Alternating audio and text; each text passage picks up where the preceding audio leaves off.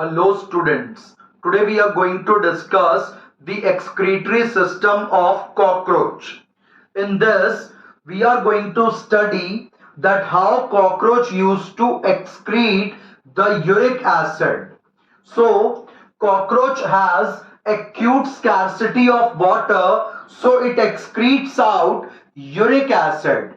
तो कॉकरोच भले ही डैम्प and humid places में रहता हो, बट इसकी बॉडी के अंदर पानी की कमी रहती है। इसके चलते इसको यूरिक एसिड रिलीज आउट करना पड़ता है।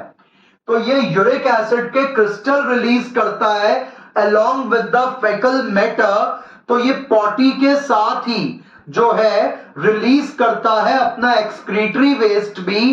तो इसीलिए इसको हम बोलते हैं यूरिकोटेलिक। तो ये यूरिक एसिड रिलीज करता है एज एन एक्सक्रीटरी वेस्ट, तो इसलिए हम इसको बोलते हैं यूरिकोटेलिक। और ये यूरिक एसिड को पॉटी के साथ ही रिलीज करता है।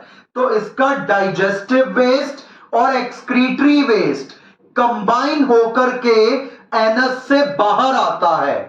अब आइए स्टडी करते हैं इसके एक्सक्रीटरी ऑर्गन्स के बारे में।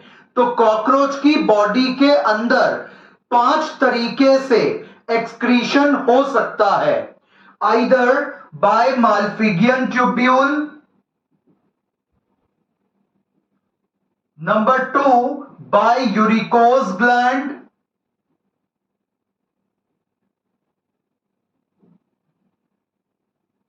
Number 3 by fat body, number 4 by nephrocyte, and number 5 by fat by cuticle. तो Malpighian tubule, uricose gland, fat body, nephrocyte और क्यूटिकल के चेंज होने की हेल्प से जो है इसमें एक्सक्रीशन होगा। मगर जो इसका मेन एक्सक्रीटरी ऑर्गन है वो माल्फिगियन ट्यूब्यूल माना जाता है। तो अगर आपके नीट एग्जाम में क्वेश्चन ये आ जाए कि name the excretory organ of cockroach, तो the main answer will be Malpighian tubule. So in total we have 5 parts, but out of that the most important part is Malpighian tubule. तो आइए study करते हैं कि माल्फिगियन tubule कैसे excretion करता है। तो माल्फिगियन ट्यूब्यूल ब्लाइंड ट्यूब्स हैं। इनका एक एंड सील्ड होता है जो कि डिस्टल एंड है। तो डिस्टल एंड सील्ड है, इसीलिए हम इसको ब्लाइंड ट्यूब्यूल कहते हैं। और इसका नंबर 100 से 150 होता है और ये 6 ग्रुप्स के अंदर अरेंज रहते हैं। तो ब्लाइंड ट्यूब्यूल्स हैं, यानी कि एक एंड सील्ड है माल्फिगियन ट्यूब्यूल का। और साथ ही इसका नंबर 100 से 150 रहता है और ये कॉकरोच के मिडगट और हाइंड गट के जंक्शन पर अटैच होती हैं। और इसका कलर होता है येलो। तो येलो कलर की बॉडी है, 100 से 150 नंबर है, 6 ग्रुप्स में अरेंज होती है और ब्लाइंड ट्यूब्यूल है। और इसके अंदर हमें यहां पर सिलिएटेड ब्रश बॉर्डर इपिथेलियम मिलती है। तो इसकी तो जो माल्फिगियन ट्यूब्यूल की बॉडी है वो बनी है इपिथेलियल सेल से। तो हमें यह याद रखना है इसके स्ट्रक्चर में। तो स्ट्रक्चर में क्या क्या याद रखेंगे? 1 एंड सील है, इसलिए ब्लाइंड ट्यूब्यूल। नंबर 100 से 150, लोकेशन मिडगट और हाइंड गट के जंक्शन पे है और इपिथेलियल सेल से बनती है, येलो कलर की है और ब्लड के अंदर ये आपको जो है मिल जाएगी। तो ब्लड कॉकरोच का कहलाता है हीमोलिम्फ। और ये काम कैसे करती है अब उसको समझते हैं। तो ये तो हमने इसके स्ट्रक्चर के पॉइंट्स किए। तो आइए अब देखते हैं इसके फंक्शनल पॉइंट्स। ये है हमारे पास मालफिगियन ट्यूब्यूल। अब ये कैसे काम करती है? तो कॉकरोच की बॉडी के सेल्स एक्सक्रीट करते हैं waste, potassium urate, carbon dioxide और वाटर। तो कॉकरोच के बॉडी के सेल्स ने ब्लड के अंदर, बॉडी फ्लूइड के अंदर डाल दिया है कार्बन डाइऑक्साइड, वाटर और पोटेशियम यूरेट। अब ये पोटेशियम यूरेट और वाटर एंटर कर जाएगा मालफिगियन ट्यूब्यूल में, और यहां आकर के ये पोटेशियम यूरेट ब्रेक हो जाएगा into the potassium ion and uric acid. तो potassium urate as a waste release किया था कॉकरोच के बॉडी के सेल ने ब्लड के अंदर। ब्लड से ये वेस्ट एंटर करेगा मालफिगियन ट्यूब्यूल के अंदर, और वहां पर ये वेस्ट ब्रेक होगा पोटेशियम आयन और यूरिक एसिड में। तो यूरिक एसिड फेकल मैटर के साथ अटैच होके क्रिस्टल की फॉर्म में बाहर आ जाएगा। तो मेन वेस्ट यूरिक एसिड जो पोटेशियम यूरेट के टूटने से बना, पॉटी के साथ फेकल मैटर के साथ मिक्स होके बाहर चला जाएगा, एक्सक्रीट आउट हो जाएगा। जबकि जो पोटेशियम आयन है वो बॉडी में रीअब्सॉर्ब हो जाएगा, और मेजॉरिटी ऑफ वाटर भी रीअब्सॉर्ब हो जाता है। और पोटेशियम आयन का रीअब्सॉर्प्शन बाय एक्टिव ट्रांसपोर्ट होता है, that is by using ATP. तो पोटेशियम आयन रीअब्सॉर्ब होगा एक्टिव ट्रांसपोर्ट से, और वाटर रीअब्सॉर्ब होगा ऑस्मोसिस से। तो कॉकरोच की बॉडी के सेल वेस्ट बनाएंगे पोटेशियम यूरेट, वो जाएगा मालफिगियन ट्यूब्यूल में, वहां जाकर के वो वेस्ट ब्रेक हो जाएगा पोटेशियम और यूरिक एसिड में। पोटेशियम बॉडी के अंदर रीअब्सॉर्ब हो जाएगा एक्टिवली, और यूरिक एसिड फेकल मैटर के साथ मिक्स होकर के बाहर। और थोड़ा बहुत जो यूरिक एसिड है ये बॉडी के अंदर भी स्टोर होता है 4 जगह पे, यूरिकोज ग्लैंड में, फैट बॉडी में, नेफ्रोसाइट में और बिलो द क्यूटिकल।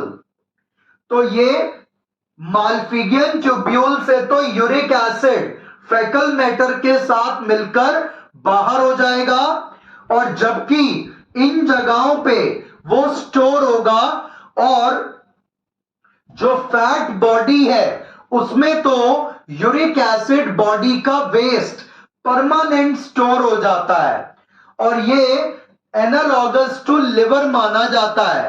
तो जो फैट बॉडी है कॉकरोच की, वो भी बॉडी के वेस्ट को अब्सॉर्ब करके रखती है थ्रू आउट द लाइफ, और it has similar function to that of liver.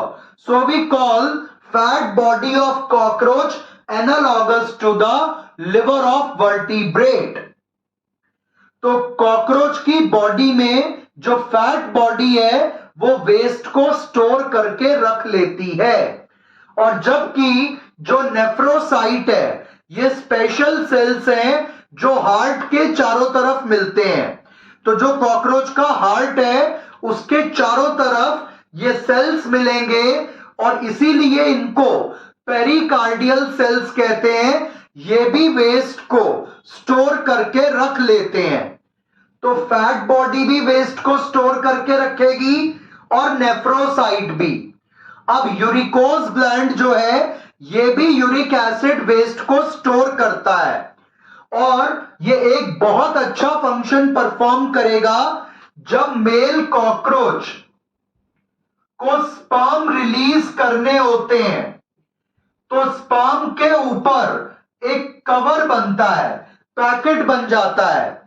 तो स्पर्म्स का पैकेट बनता है और इस पैकेट की लेयर बनाने का काम यूरिकोज ग्लैंड करता है with the help of the uric acid which it has stored from the blood.